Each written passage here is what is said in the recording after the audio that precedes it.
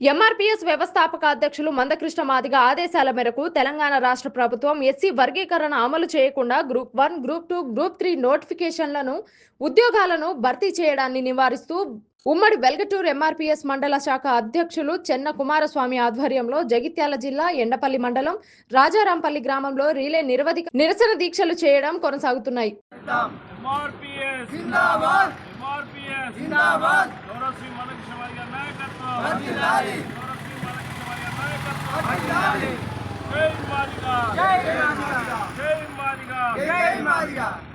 గౌరవశ్రీ మందకృష్ణ మాదిగ ఆదేశాల మేరకు ఉమ్మడి వెల్గటూరు మండలంలోని రాజరాంపల్లె వద్ద 2వ రోజు ఈ దీక్ష చేపడుతున్నాము.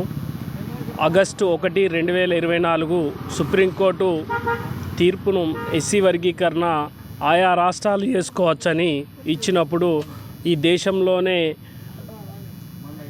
మొదటిగా తెలంగాణ గౌరవశ్రీ రేవంత్ రెడ్డి ముఖ్యమంత్రి గారు ఆయనే ఏమన్నారంటే, ఈ దేశంలోనే ఎస్సీ వర్గీకరణ మేమే ముందు చేస్తాం, తెలంగాణ ప్రభుత్వం చేస్తా అని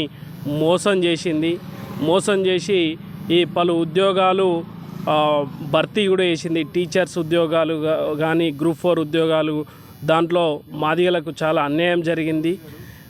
దాని గురించే అదిని సందర్భంలోనే గ్రూప్ 2, గ్రూప్ 1, గ్రూప్ 3 ఉద్యోగాల ఫలితాలు విడుదల చేసింది. కానీ ఆ ఉద్యోగాల భర్తీ అనేది నిలుపుదల చేసేసి ఎస్సీ వర్గీకరణ అసెంబ్లీలో చట్టబద్ధత అయిన తర్వాతనే అన్ని ఉద్యోగ నియామకాలు అనేటివి చేపట్టాలని మేము డిమాండ్ చేస్తున్నాం.